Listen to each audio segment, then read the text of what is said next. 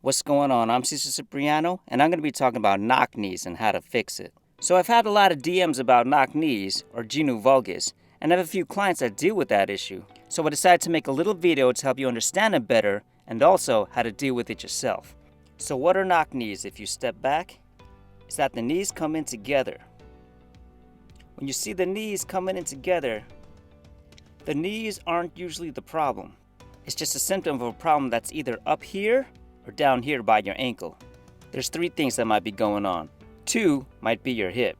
One, we can't help you. It's called coxavera. Let's say this is the femur joint and this is the ball. It has to be 120 degrees. If it's any less than that and it's in there, that has to be fixed by surgery.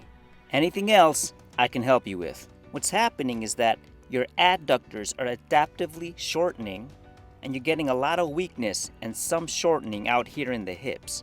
So what you need to do is stretch these out and also start strengthening them. So what you want to do is stretch out your adductors first. The butterfly stretch is a great stretch to do. Also, you can go one at a time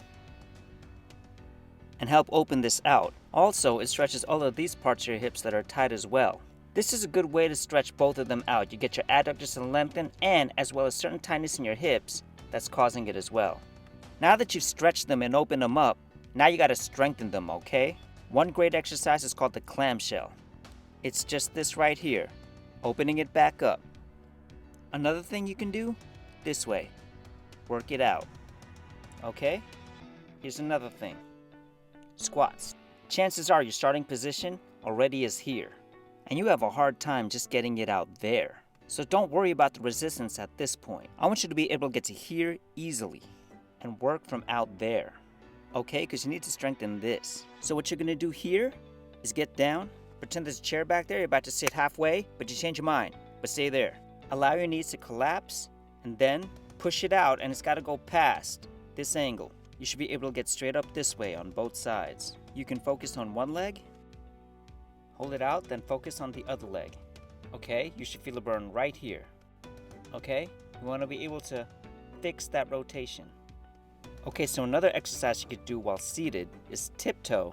Now that you're lined up, you can isometrically work them out where you're putting constant pressure on the outside. And this is pushing it in and you're stopping that knee from pushing it in. And you can work it eccentrically as well. Push in and push it out and come in, push it out. Keep this resistance constant. And you want to build it up. You can do one leg at a time. Okay? It's more about pushing it out and pushing it out. What you don't want to do is do too much resistance. You want to be able to push it as far out as you can. Push it as far out, okay? Not this. You want it to go way out. So if the problem's down here on your ankles and your feet, what's happening is that it's pronating. So that gap isn't there. It's pronating in and flattening out your feet. And that's causing your knee to come in. So what's happening is that there's a shortening in these muscles right here that needs to be loosened up. And also, once these are loosened up, you have to strengthen up these muscles right here, which cause you to supinate. All right?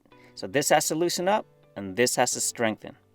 So a lot of the times, the problem is right here in your peroneus brevis and your peroneus longus. So what's happening is that your foot is pronating out that way, which is causing you to stand out that way. So what you want to do is find this bone right here. It's called lateral malleosus, okay? And if you come up that bone, you're going to feel the tendon, and that first muscle is called the peroneus brevis, and it attaches all the way up to the peroneus longus. And what happens is, if you're pronated, it's really tight, so you have to get in there and start digging and flossing it out.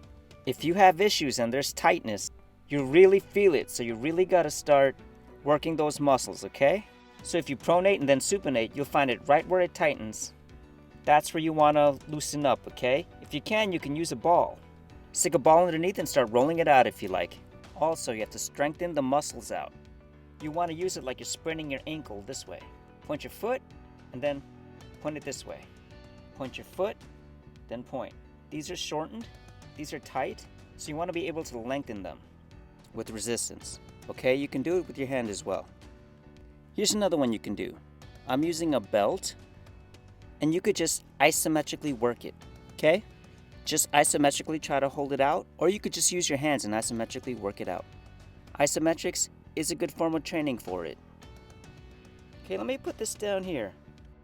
Some people, they may not have the knock knees or the valgus going on, but they're having issues in their strength that might cause the same kind of problems for them. If you watch me, I should be able to do a little bit of extra work to hold this out.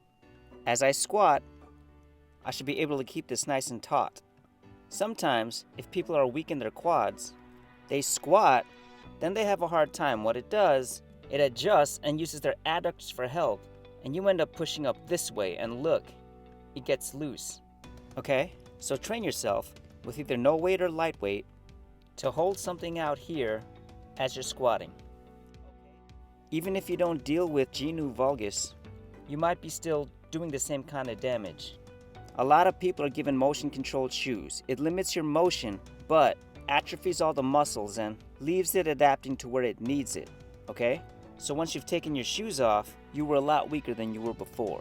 Use it if you're prescribed it, but when you have them off, you have to do these exercises to help fix those problems, so you won't have to use them for everything. So these are the few things you can do for Genu Valgus. If you have a more serious problem, definitely go find a trainer, find a physical therapist, have your doctor take a look at it, and find out how they can help you. If you have any other questions, leave a comment and I'll make a video about it. Alright, in the meantime, like it, subscribe, do all the good things. Later.